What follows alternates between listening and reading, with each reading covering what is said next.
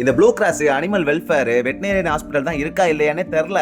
நான் நிறைய வாட்டி பார்த்துருக்கேங்க. ஏதாவது அனிமல் அடிபட்டு கிடக்கும், அதை காப்பாத்துறதுக்கு யாருக்காவது கால் பண்ணுவோமே, இவங்கள மாதிரி ஆளுங்களுக்கு கால் பண்ணா கால் எடுக்க மாட்டாங்க. அப்படியும் கால் எடுத்தா பதில் என்ன சொல்லுவாங்கன்னா, இதுக்கும் எங்களுக்கும் சம்மந்தம் இல்ல, நாங்க வந்து இங்க இருக்கோம், நாங்க இந்த ஏரியாவை தான் பார்ப்போம். அப்ப ஓகேங்க, இந்த ஏரியாவுக்கு நம்பர் கொடுங்கன்னாலும் அது எங்களுக்கு தெரியாதுங்க, நீங்க ஏதாவது பண்ணிக்கோங்கன்னு நம்மள்ட்டே சொல்லுவாங்க. இது நான் எதுக்கு சொல்றேன்னா, கொஞ்சம் வருஷத்துக்கு முன்னாடி நானும் என் கசினும் மொட்டை மாடில நின்று விளையாண்டுக்கிட்டு இருந்தோம். அப்ப ஒரு நாய் கத்துற சவுண்ட் கேட்டுச்சு.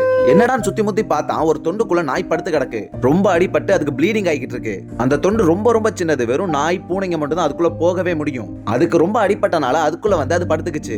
நானும் பாக்குறேன் அதுக்கு ப்ளீடிங் நிக்கவே இல்லை. சரி பாவமா இருக்கேன், அனிமல் வெல்ஃபேர் வெட்டினரியன் ப்ளூ கிராஸ்க்குலாம் போன் அடிச்சாங்க. அதுல கொஞ்சம் பேர் போன் எடுத்தாங்க. எடுத்துட்டு எங்களுக்கும் இதுக்கும் சம்மந்தம் இல்லைன்னு சொல்லிட்டு போனை வச்சுட்டாங்க. அப்ப கார்பரேஷன்ல வேலை செய்யற ஒருத்தர் வந்தாரு. நான் அவர்கிட்ட ஹெல்ப் கேட்டேன். அவர் என்ன சொல்லிட்டாரு, இந்த தொண்டுக்குள்ள யாராலையும் உள்ள போக முடியாது. ஏன்னா அது உண்மையாவே ரொம்ப சின்ன ஸ்பேஸ் தான். நாய் பூனை மட்டும் தான் உள்ள போக முடியும், நம்மளால உள்ள போகவே முடியாது. அதனால அவர் என்ன சொல்லிட்டாரு, தம்பி இது என்னால எதுவும் செய்ய முடியாது, அது அப்படியே செத்துரும் பான்ட்டாரு. எனக்கு மைண்ட்ல ஒன்னதான், இதை எப்படியாவது காப்பாற்றணும். சரி என்னடா பண்ணலான்னு இருக்கும்போது, நான் புறா வளர்த்திருக்கேன், அதுக்கு ஏதாவது நோய் வந்தா மஞ்சள் போட்டு குணப்படுத்துவேன். ஆனா இதுல என்ன கொடுமைன்னா, அது வந்து தொண்டுக்குள்ள இருக்கு. நான் அதை எப்படி பார்க்க முடியும்னா, எங்க வீட்டுக்கு மொட்டை மாடியில நின்று கீழே குடிச்சு பார்க்கலாம், தொண்டுக்குள்ள இருக்கிறது மட்டும் எனக்கு தெரியும். மத்தபடி என்னால உள்ள போயிடலாம், அதை காப்பாற்ற முடியாது. அதனால நான் என்ன பண்ணேன்னா, என் கசினை கூப்பிட்டு, டே மஞ்சத்தூள் எடுத்துட்டு வா, தண்ணியும் எடுத்துட்டு வா, எனக்கு ஒரு ஐடியா இருக்கு, நம்ம அப்படி பண்ணி பார்ப்போம்னு சொன்னேன். நான் என்ன பண்ணேன், மேல கொஞ்சோண்டு தண்ணி அது மேல ஊத்தி, அதாவது மூஞ்சில படாம உடம்புல மட்டும் தண்ணி ஊத்துனேன். எப்படின்னா, எங்க வீட்டு மொட்டை மாடில நின்னுக்கிட்டு அதுக்கு கீழே அப்படியே தண்ணி ஊத்தி விட்டுருவேன் உடம்புல. அப்புறம் மஞ்சத்தூள் பாக்கெட்டை பிச்சு அதுக்கு மேல போட்டுருவேன்.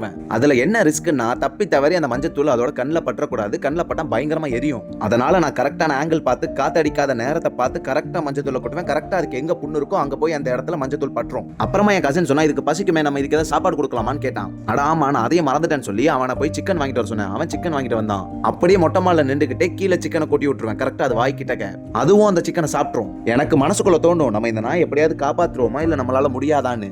ஓகே, யாரும் உதவிக்கு வரல, நம்மளால முடிஞ்சதை செய்வோம். நான் என்ன செஞ்சேன்னா, டெய்லி 15 நாளைக்கு நான் சொன்ன இதே தான் செஞ்சுக்கிட்டு இருந்தேன். என்ன பண்ணுவேன், நான் மொட்டை மாடில இருந்து மஞ்சத்தூளை கொட்டுவேன், அப்புறமா அதுக்கு சாப்பாடு போடுவேன், மஞ்சத்தூளை கொட்டுவேன், சாப்பாடு போடுவேன். இதே ரூட்டினை நான் 15 நாள் திரும்ப பண்ணிக்கிட்டே இருந்தேன். கரெக்டா 16ஆம் நாள் காலையில மஞ்சத்தூளை போடலான்னு அது கொண்டு போய் பார்த்தா அந்த நாய் தொண்டுக்குள்ளே இல்ல.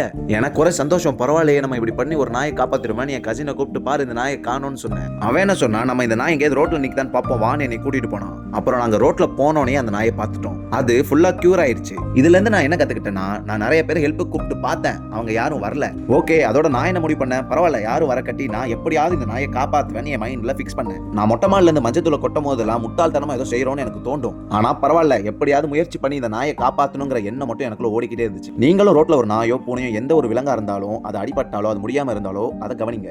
என்னடா இது ஒரு நாய் தானே, பூனை தானே, அதுங்களுக்கு என்னன்னா நமக்கு என்னன்னு நம்ம இருக்க கூடாது. அதுங்களும் இறைவனால் படைக்கப்பட்ட ஒரு உயிர். அதுங்களும் இந்த உலகத்துக்கு பிறந்தது